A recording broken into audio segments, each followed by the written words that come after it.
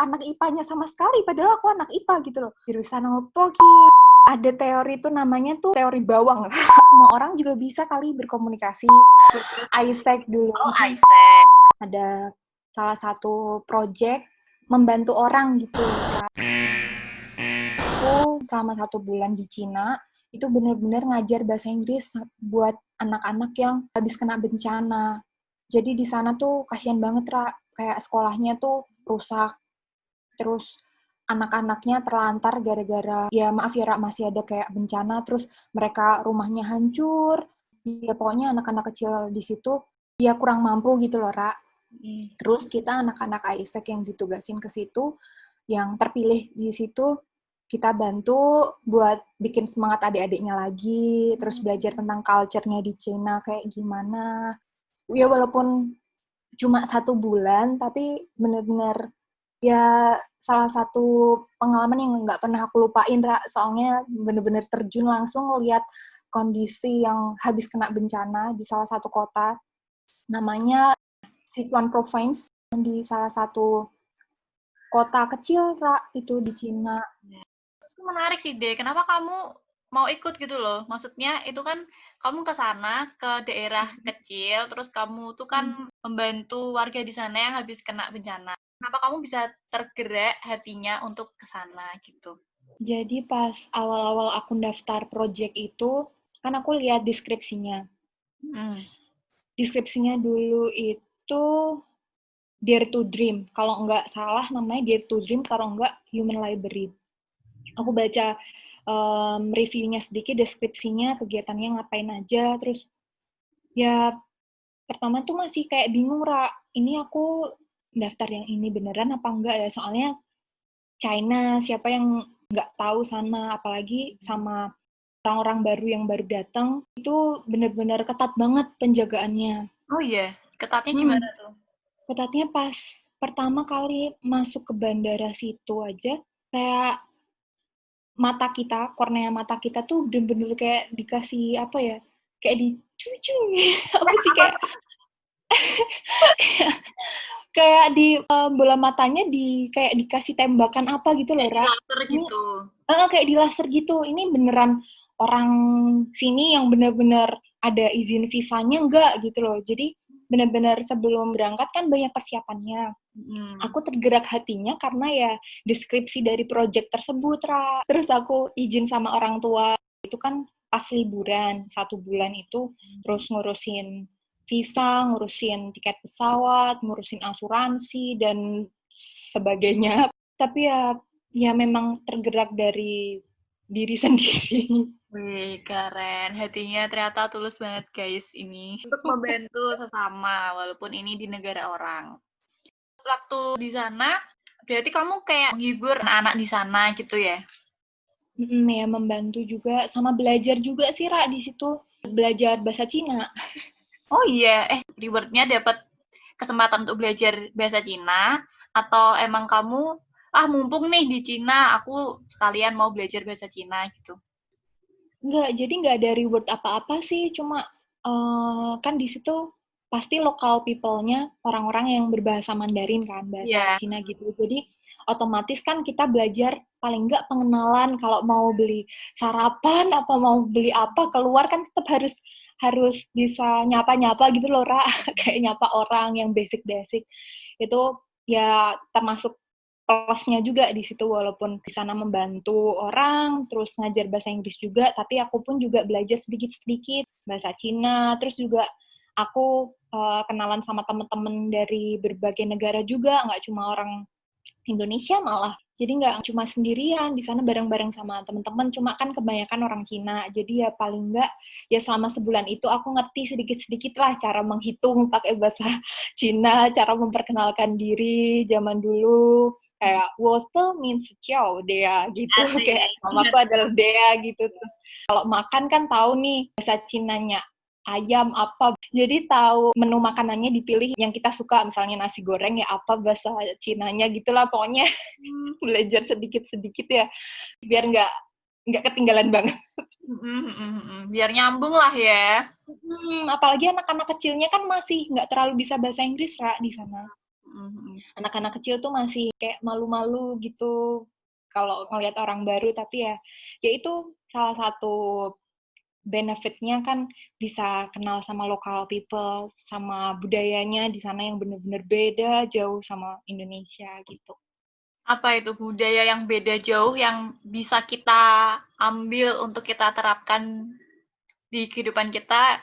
Salah satunya apa deh? Mungkin salah satunya on time-nya ya. Baik. Kayak di sana bener-bener kayak tepat waktu gitu, bener-bener kalau ini ya ini. Terus di sana itu apa ya, orang masuk rumah itu bener-bener harus steril, bener-bener kayak kalau kita pakai sepatu, kalau kita mau masuk rumah tuh ada kayak sarung plastik khusus buat sepatu. Jadi sepatunya itu walaupun nggak dilepas tapi tetap nggak kotor gitu di lantai. Waktu mau masuk rumah itu, misal masih mau pakai sepatu tuh ada kayak sarung plastiknya gitu di sepatunya. Oh iya. Itu pas dulu pernah ngunjungin salah satu orang lokal yang ada di situ sih. Jadi kayak, ini pakai ini dulu gitu. Oh, gini ya caranya. Terus kayak mereka cara menjamu orang tuh bener-bener ada tradisinya. Kayaknya mungkin hampir sama ya kayak Tionghoa yang ada di Indonesia. Bener-bener ya ada tradisi Chinese New Year kayak masang-masang lampion. Itu ngerasain Chinese New Year waktu di sana. Sempat aku di sana. Seluruh kota bener-bener kayak wow banget gitu, Ra. Kayak banyak festival-festival, terus kita diajak makan bareng sama orang lokalnya kan, nyobain makanan khas itu, terus bener-bener ada filosofinya.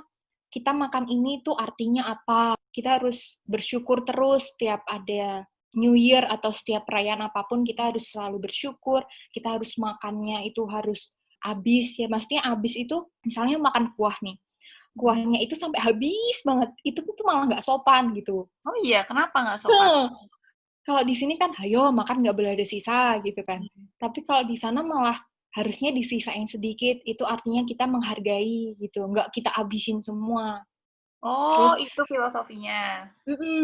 terus kayak mie, ada benar-benar traditional noodle yang dibuat, mereka benar-benar pakai adonan tangan sendiri, dibuatnya itu tradisional, ada filosofinya, ya kayak long life, pokoknya setiap detail atau hal-hal tentang festival, apalagi di Chinese New Year itu benar-benar ada filosofinya buat orang-orang. Walaupun sebenarnya kalau kita bilang kan nggak ada bedanya sama kita yang orang Asia, kan sama-sama Asia. Tapi tetap di sana itu ada culture-culture yang unik gitu menurut aku. Culture yang unik contohnya apa deh? Makan bersama, benar-benar mereka tuh selalu bersyukur atas segala hal yang ada di dunia gitu. Walaupun sebenarnya mereka itu punya tradisi tersendiri di setiap momen gitulah. Ya gitu. Ya kayak orang Jawa tuh kayak tirakata, nasi tumpeng gitu-gitu kan tetap ada sesuatu yang di balik maknanya tuh ada gitu. Nah, di China pun juga kayak gitu. Sama mereka suka banget sama makanan pedes deh. Itu pas di Cina 1 bulan ya? Tinggalnya di mana? Itu pertama kali aku datang tuh tinggal di kayak mes gitu. Kayak ada Isaac Office, itu kayak apartemen tapi udah jarang dipakai. Sebenarnya kayak base camp-nya Isaac sananya. Terus tinggal di sekolah juga, Ra. Aku tinggal di SD-nya anak-anak. Terus tinggal sama orang lokal juga. Jadi aku pindah tempat tinggal tuh 3 kali. Ke sana kan emang apa tujuannya untuk membantu warga di sana gitu kan. Jadi nggak yang kayak jalan-jalan banget tuh, nggak. Malah banyak ininya, Ra, repotnya. Kenapa? Ya kan harus nyiapin materi buat besok hari ini apa ya, hari besok ngajar apa ya. Jadi minggu pertama kita ngapain aja jadwalnya, minggu kedua. Jadi bener-bener dimaksimalin selama 4 minggu itu bener-bener kegiatannya full. Cuma paling hari Minggu yang jalan-jalan sebentar. Tapi jadwalnya full. Sampai nggak ada wifi juga. Oh iya, ada pengalaman unik juga di sana. Gimana tuh? Zaman dulu kan masih pakai iPhone yang 4S tuh. Aku nggak pernah kan ke daerah yang dingin banget. HP ku sampai error. gara-gara kedinginan, HP-ku error, chargernya error, nggak tahu beli charger di mana. Terus? Terus habis kaos tanganku hilang. Dari rumah kan udah persiapan bakal di sana bakal dingin, bawa coat, bawa ini. Kaos tangan hilang, HP chargernya nggak bisa, air panas nggak ada, udah sakit. Bener-bener aku sakit, Ra, di Ya situ. ampun. Kedinginan, flu, pilek, dan ya pokoknya kampung banget lah, Ra. Aku, Ra, bener-bener aku Suhunya kayak berapa derajat? nggak tahu, aku lupa sampai minus kalau nggak salah, Ra. Oh, Orang malam itu sempat hujan salju kok di pegunungan tuh, sempat ada nutup saljunya gitu, cuma langsung mencair. oh gitu. Walaupun ya aku nggak tahu kayak putih semua tuh nggak sih, cuma bekas-bekas es gitu loh, Ra, di sekolahnya itu. Terus ya udah bener-bener kedinginan. Terus di sana nggak bisa buka sosial media. Di Kenapa? sana kan kan nggak boleh, Ra. Di sana kalau waktu zaman dulu aku situ ya, tahun 2015 tuh, Hmm? aku harus download VPN dulu. Zaman dulu kayaknya WhatsApp nggak bisa dibuka, terus pet zaman dulu bener-bener Hmm. sempet, aduh nggak bisa dibuka, zaman-zaman ya masih bener-bener strict banget lah internet connection-nya yang di Cina. Oh, itu cuman berlaku di provinsi kecil itu atau di seluruh China kayak gitu?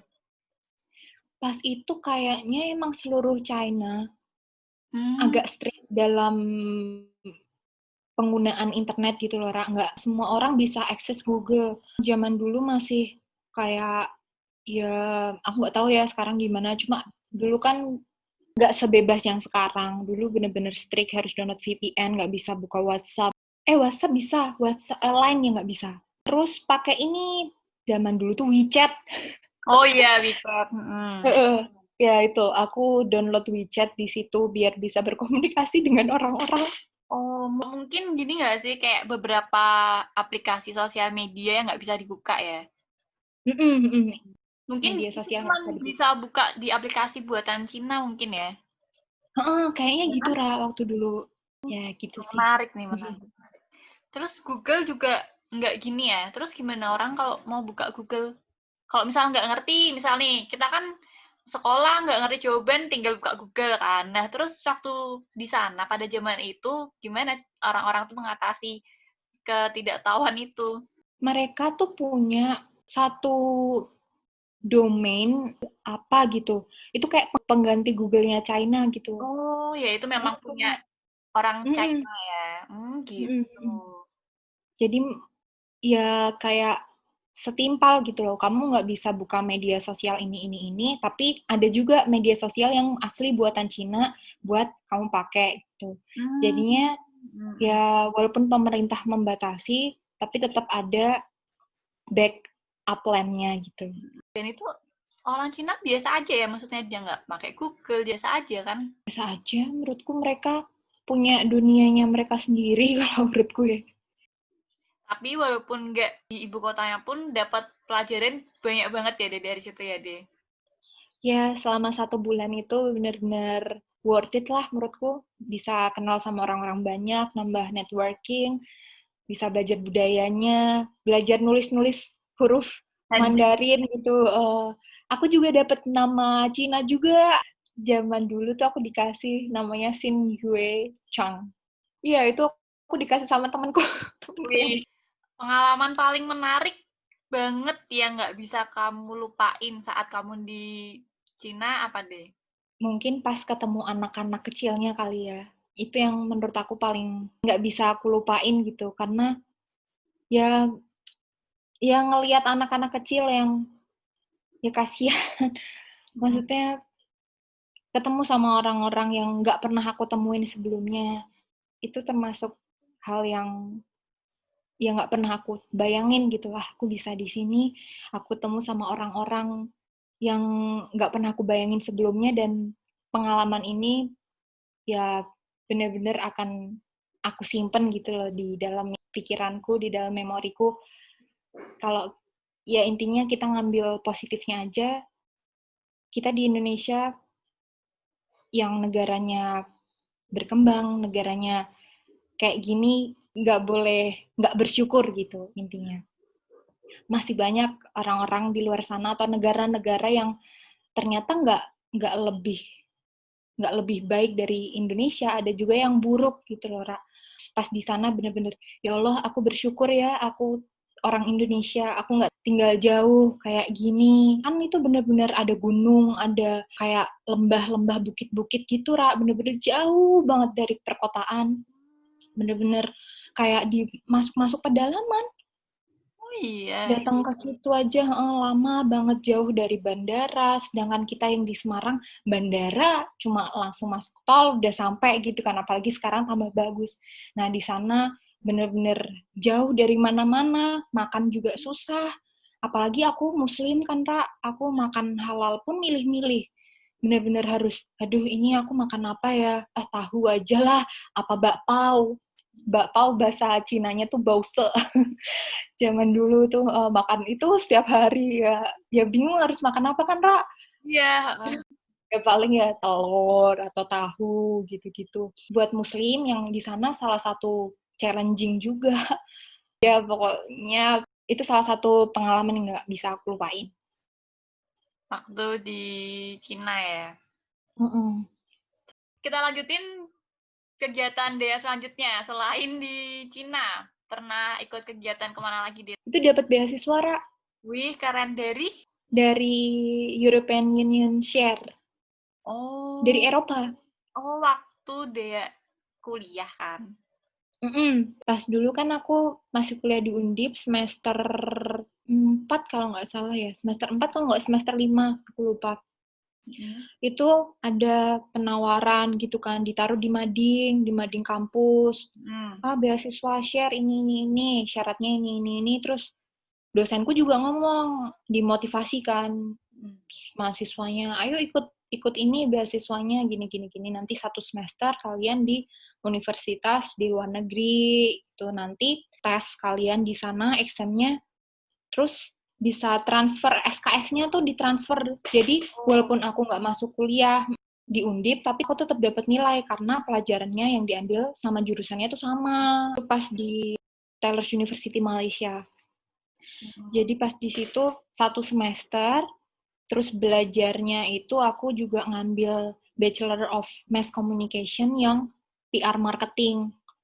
Jadi ya ada beberapa mata kuliah yang bener-bener sama, walaupun beda pengantarnya kan di Malaysia, ternyata nggak bahasa Melayu gitu loh, ternyata bahasanya bahasa Inggris. Akhirnya, ini aku di Malaysia ini aku harus belajar bahasa Melayu apa gimana?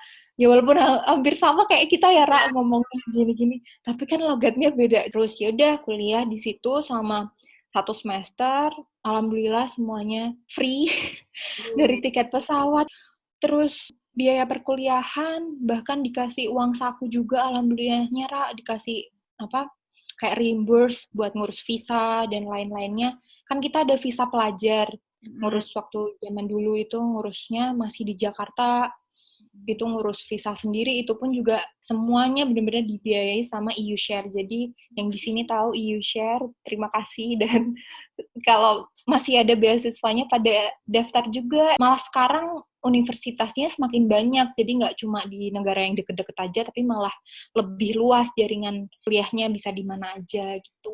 Oh, wah, keren ya. Itu berarti emang info dari kampusnya ya, De? Yang perlu dipersiapkan waktu itu apa? Itu ada tes seleksinya kan? Nggak semua yang keterima. Ya. Pas pertama itu lewat International Office Undip dulu. Jadi kayak masukin berkas.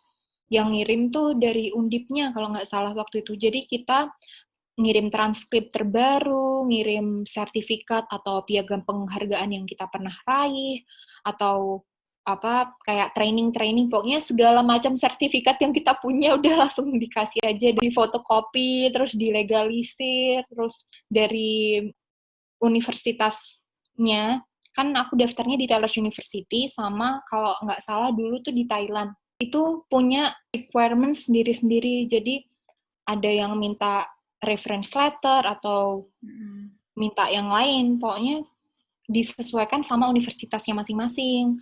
Terus dari Undipnya mengirimkan, diterima di universitasnya dulu, baru mengajukan ke beasiswa share-nya. Jadi harus punya letter of acceptance dari universitasnya LPS. itu sendiri. Oh gitu, jadi disuruh bikin esai gitu nggak deh? Dulu kayak motivation letter gitu sih. Pastinya pakai bahasa Inggris. Ya Oh, bahasa Inggris pasti. syaratnya itu ribet nggak? Pas zaman-zaman dulu tuh emang agak ribet sih, Ra. Banyak banget file sama dokumen-dokumen gitu yang harus dipersiapin. Cuma ya worth it juga. Maksudnya kan ya itu juga evidence-nya kita kan. Oh, bukti kalau kita masih mahasiswa di sini. Oh, kita semester ini.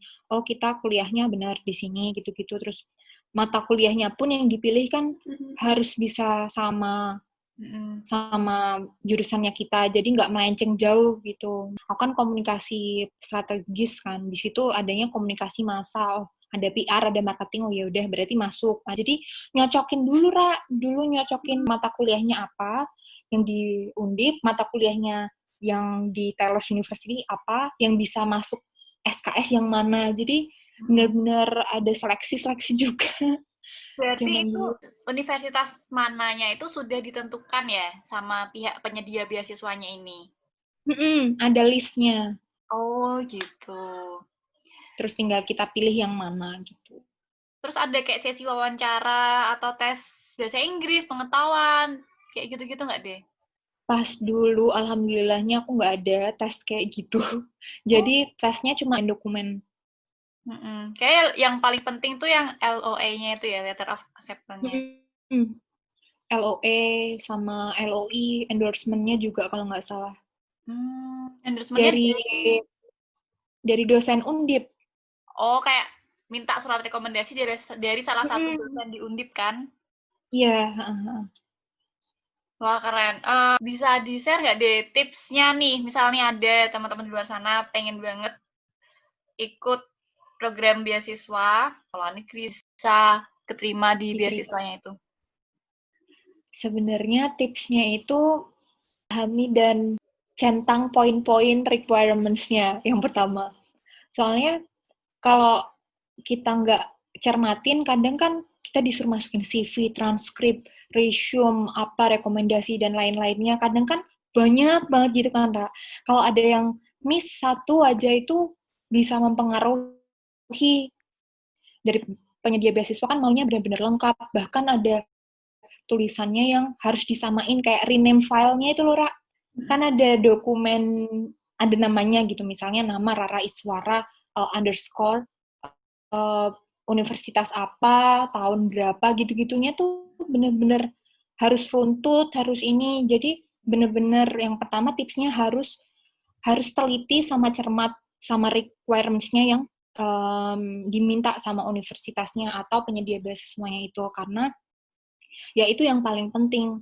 Kalau ada yang kurang aja, bisa aja kurang gitu. Terus ya siapin lagi motivation letternya. Itu gampang-gampang, susah sebenarnya bikin motivation letter karena kadang kan kita nggak tahu ya, kita pengen dapat beasiswa itu buat apa gunanya gitu. Terus kayak orang-orang kopas aja lah dari internet misalnya, kan tinggal gampang nyari aja di Google Iya. motivation letter gitu. Tapi mereka tuh bisa ngerti, itu tuh bukan bikinan kita tuh, mereka tuh pasti bisa ngerti.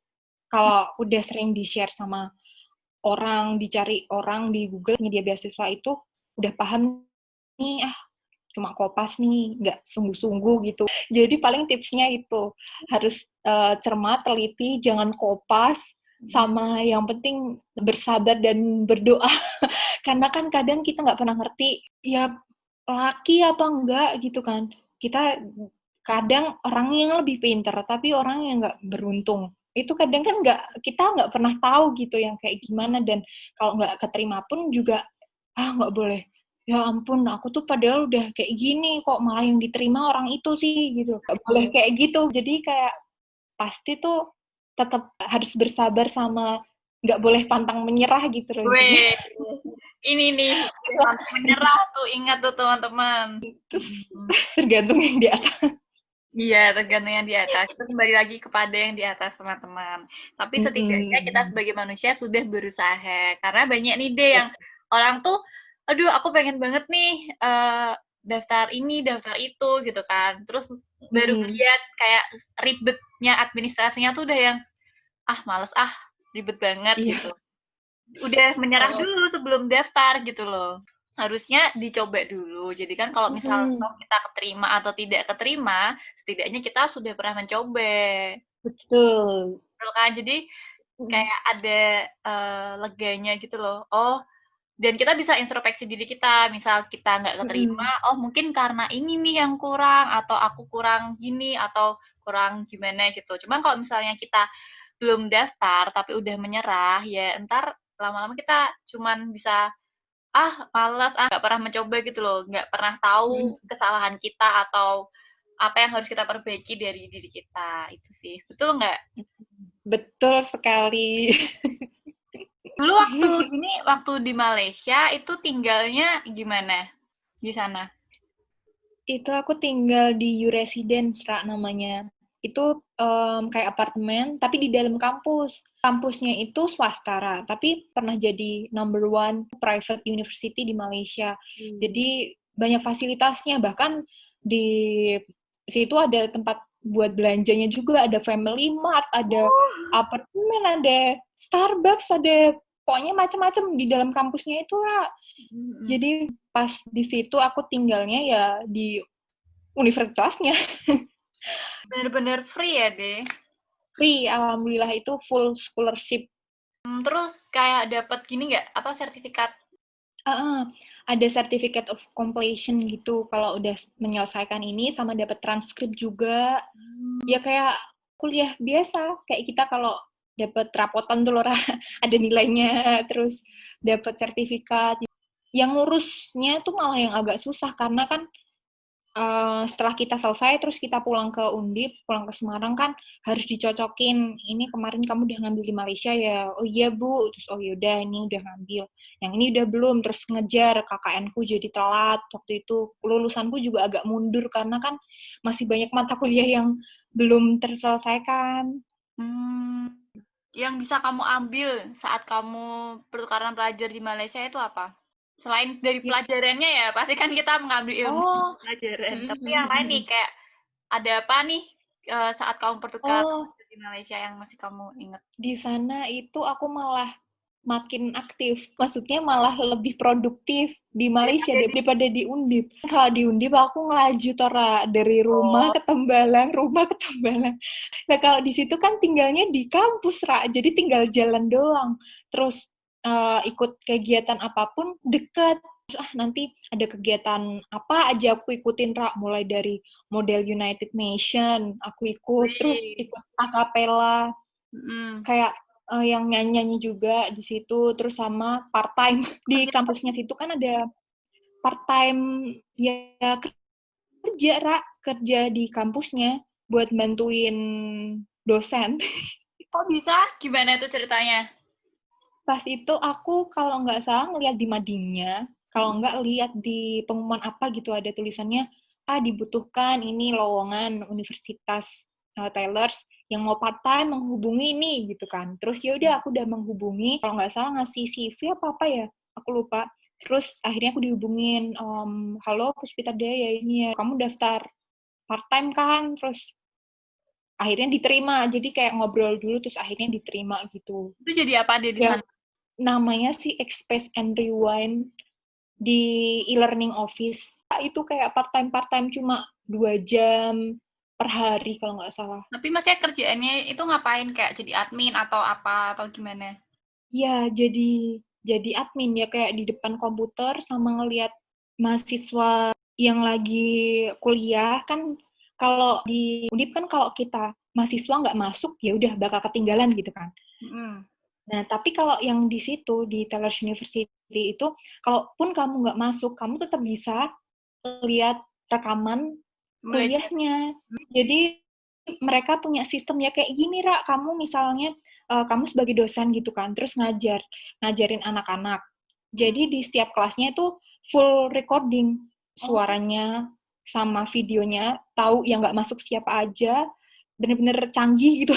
Dulu aku juga, wah gini berarti aku nggak perlu kuliah, udah tinggal buka ini toh aku nggak apa-apa gitu. Ya udah ngurusin itu. Kadang kan juga kalau ada ada yang nggak bener, wah ini rekamannya kok error kayak gini tuh, terus langsung tak benerin gitu. Jadi lebih ke IT juga, jadi belajar sedikit-sedikit tentang IT. Menarik ya kamu. Ketika kamu tidak berada di zona nyamanmu, malah kamu itu lebih berkembang gitu. Menurutku nih, dari sudut pandangku yang kita ngobrol. Iya, makanya itu. Jadi kayak, wah, ya di Undip kan terbatas karena paling jauh rumahnya gitu kan, Kak. Kalau di situ kebetulan juga tinggalnya di dalam kampus, jadi ya udah daripada nganggur, ya udah ikut part-time, ikut kegiatan yang lain juga ekstrakurikuler, harus tetap jalan gitu, nggak cuma kuliah, nggak kuliah aja gitu, tapi ada kegiatan yang lain biar nggak bosan. Oke, lanjut lagi ya. Waktu di Ya, Malaysia, ada nggak, tadi ya kamu udah pernah bilang, pasti hidup tuh ada masalahnya. Saat di ya tetap Malaysia, kamu pernah menemukan masalah apa di sana? pernah. Ini sih masalah puasa. Oh, waktu kamu di Malaysia itu saat puasa. Pas bulan puasa. Jadi pas di situ itu kebetulan satu apartemen sama orang-orang lain kan dari negara lain. Cuma aku doang yang muslim. Oh, Jadi nggak ada yang puasa dan nggak ada yang beribadah gitu kan pokoknya. Terus bener-bener masjidnya tuh nggak ada di kampus. Jadi cuma ada kayak musola kecil gitu, tapi masjidnya di luar dan harus ngelewatin pagar security gitu-gitu kalau mau sholat tarawih aja di situ. Dan sholat tarawihnya itu sampai jam 10 malam kalau nggak salah. kok bisa? Gara-gara jamnya tuh mundur, walaupun jamnya kan cuma selisih berapa ya sama Indonesia ya? 1 jam apa 2 jam ya? Kayaknya kalau nggak satu, ya sekitar Uh, 1-2 jam. tapi di situ itu mataharinya terbenamnya itu sekitar jam 7, Ra. Buka puasa ya sekitar jam 7-an. Jam 7 tuh ya buka puasa sendiri, terus sahur ya sahur sendiri, bener-bener kayak, kan biasa misalnya di rumah kan tetap ada orang tua, ya pokoknya belajar hidup sendiri. Wih, Nyuci juga harus ke laundry kan, laundrynya bener-bener apa, yang harus bawa cucian 1 koper. Gara-gara kalau nggak sekalian banyak, mesin cucinya bener-bener yang besar, terus yang pakai koin gitu. yang kayak di Terus luar negeri gitu kan. ya, kan kalau kita di Semarang ya nggak ngerti toh, Ra, kayak paling apa toh mesin Kamu cuci ya biasa. waktu pertama nyuci pakai koin gimana deh? Ya bingung aku, ini harus nuker koin di mana, uangnya kan ringgit juga yang apa, koinnya yang agak besar gitu, ditukerin dulu, terus ya udah nunggu sampai lama gitu, ngurusin cucian, terus nyetrika sendiri, terus ya pokoknya gitu loh, padahal aduh, aku nggak pernah kayak gitu. Tapi ya belajar lama-lama ngerti, Ra, caranya. Oke, menarik ya waktu di Malaysia. Terus waktu itu kendala di pelajarannya ada nggak? Iya, pas bikin paper. Kan ada communication research gitu, bikin kayak skripsi tapi bareng-bareng sama satu kelompok gitu kan. Nah, bahasa Inggrisku tuh